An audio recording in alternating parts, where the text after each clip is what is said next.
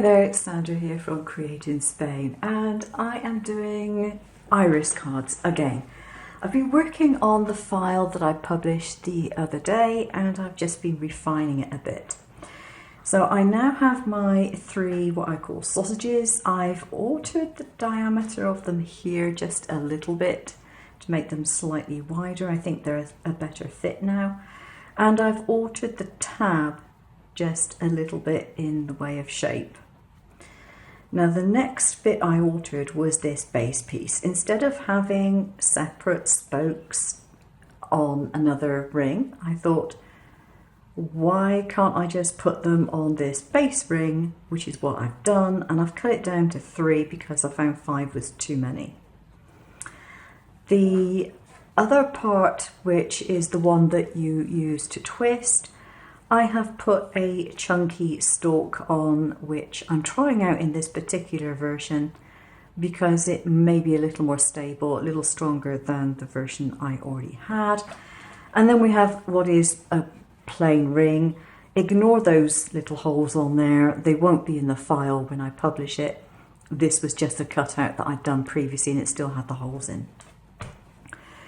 So the making up part is very, very similar in that you just line all these bits up, put them into the tabbed holes like this. And I still think the best way of doing this is to have little mini brads. In order to make it even more foolproof for you, what I've done is I've marked one of these straps by putting a little arrow cutout. So when you're putting this together, what you need to do is to put this pull tab to the left of that particular strap. And when you do that, all your lines, or your holes, sorry, will line up for the sausage shapes and this, and it'll be in the right place, and then it will work really nicely. So now all I need to do is to put my brads through. Now I'm reusing brads that I've used before, and a tip for that, because obviously they splay out when they are used, just get this one through here, is to use a pair of pliers and just to squeeze them shut. Again, it just makes them a little bit easier. So that one can go through that hole there. And once I've opened that up, that's at least locked one in place. Just makes it a bit easier to do the rest of them.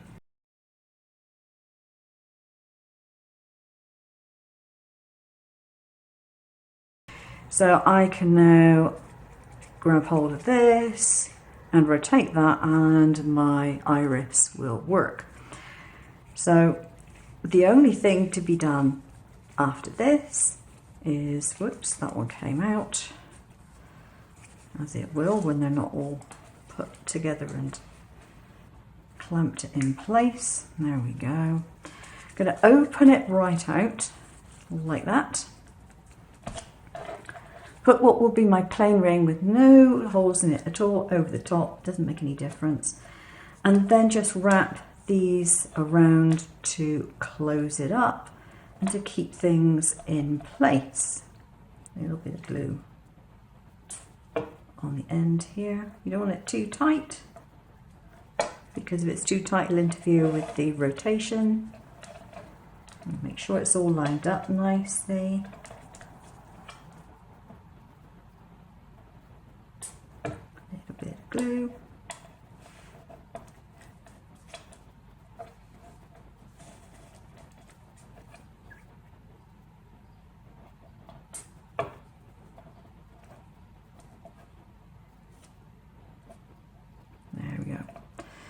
Now, because you're going to be using an SVG file, if you have the appropriate software, you can alter the shape of that tab, you can alter the width of it, you could make it rounder if you want, do what you like with it.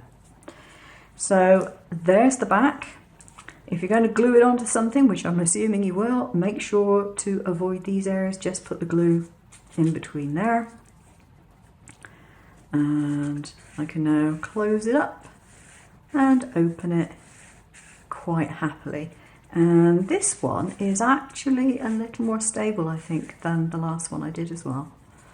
So there we go, the iris opens and closes really well. So you can put that behind a hole in the front of a card, or you can add a decorative element to the top of that and make that part of the design. It's up to you.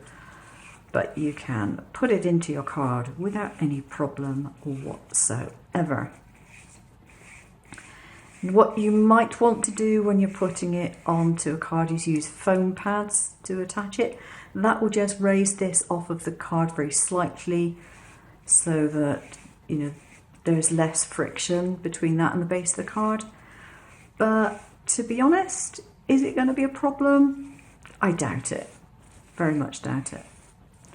And this, of course, has no moving parts, so you can glue that part without any problem at all. There we go, one moving iris. If you have a card that is too much friction on it, you can always use a little bit of talcum powder. Once you've made it, just get a brush and go between the layers with some talc, and that will help to free it up.